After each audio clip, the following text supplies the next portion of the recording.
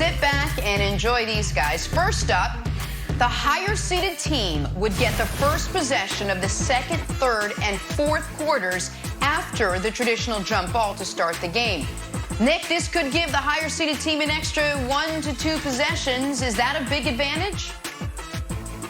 It's a nominal advantage. It's an advantage worth between 1 to 2.5 points over the course of a game, typically, but I hate it. This, of all the ideas, this is the one I hate the most because this is the one that feels the closest to, we'll let the coach come out at halftime and shoot a free throw and the point will count. Like, no. We don't need this. I don't like it. This is, of all the ideas, I like this one the least. Scratch this one off the list, Wilds.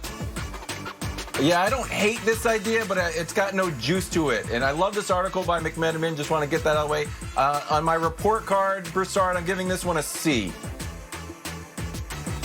Go figure. Nick hates it. I love it. I think it's a great idea. I think it's the best idea of the bunch because it's not too much, but it is significant. And home court advantage is significant.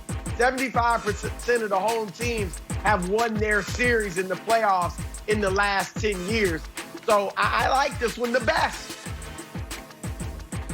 All right, moving on. Next up, how about this? The higher-seeded team designates one player to get 7 fouls instead of 6, or the higher-seeded team gets an extra coach's challenge. Nick, you like either of these anymore? Well, I like the idea of players not being able to foul out in general. This is something I've talked with Daryl Morey a lot about. It should just be once you get your 6th, 7th, 8th, whatever foul, it should be an additional free throw for the opposition. You shouldn't take stars off the court. So that one's okay. The additional coaches challenge is an abomination. Coaches challenges in the NBA are terrible. The review process is terrible. The review process in every sport except for tennis is broken irrevocably and should be thrown into the sea. So the first one I'm fine with. I think actually could be a good idea. The second one is absolutely god-awful, Wilds. No, the tennis replay is fascinating. It happens in 30 seconds somehow. It's like better than the actual game. I love this theory. This is my favorite McMenamin proposal. He's reporting them. It's not his proposals, but now I'm giving him credit. Broussard, I'm giving this one an A+, and here's why. The stars aren't really getting in foul trouble. Like, every once in a while it'll happen. I think you give this extra penalty to one of your, like, role players and let them play super aggressive. I think this one has the chance to really change the flow of the game more so than any of the other proposals.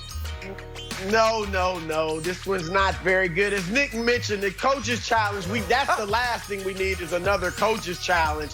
And then, as you said it, when's the last time LeBron James fouled out of a game? When's the last time he's been in foul trouble? I mean, come on. It's irrelevant for the stars. They're not fouling them out of games. And then if you give it to a role player, let's give, our big man an extra foul.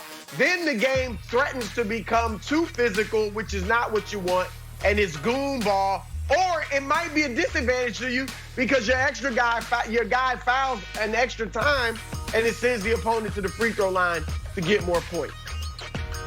LeBron famously fouled out of a playoff game, I think his first year back in Cleveland. But the reason he never gets in foul trouble is because he's the smartest defender in the history of the league. Now, for a guy, and I know his team's not in the playoffs, Steph Curry, one of his most embarrassing moments in the NBA in his career, when he fouls out of a game, throws his mouthpiece at his fan, and his wife says the league is rigged. If he had his 7th foul there, could have been really useful for him. So for certain guys, that 7th foul would be useful, I do think, Jen.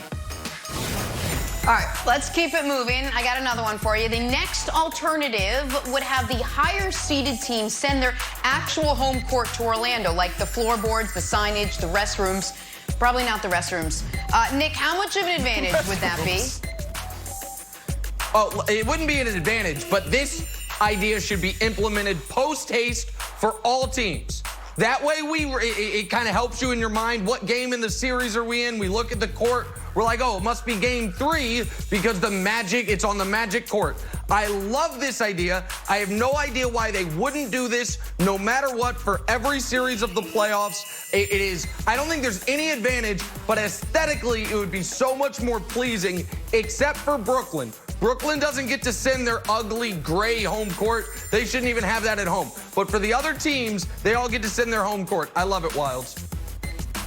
I love it too. I think for TV purposes, this should be a mandatory rule. Broussard, I'll take it a step further. Hey, send your banners too. Don't let it just be a floor thing. Send your banners. So you look up like, oh my goodness, we're playing the Lakers. Look at all these banners that are hanging up. So I'm all for it, Broussard. You guys finally got one right. I agree. It just makes natural sense. I mean, you